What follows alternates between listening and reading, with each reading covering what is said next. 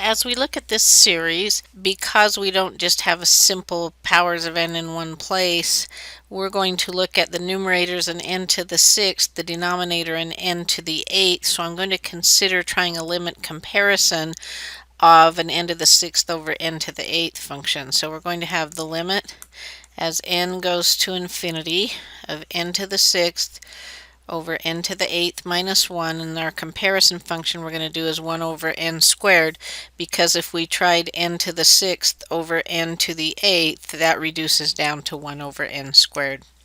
So let's go ahead and flip that over, and then we will look at that limit, and we're going to multiply top and bottom by 1 over n to the 8th so that we can do that.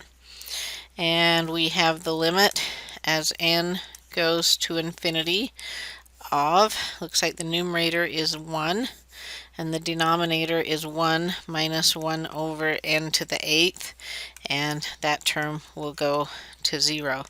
So our limit is 1.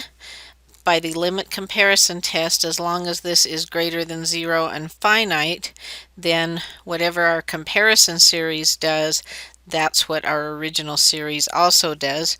Our comparison series was 1 over n squared, which is a convergent p-series. So by the limit comparison test, this series also converges.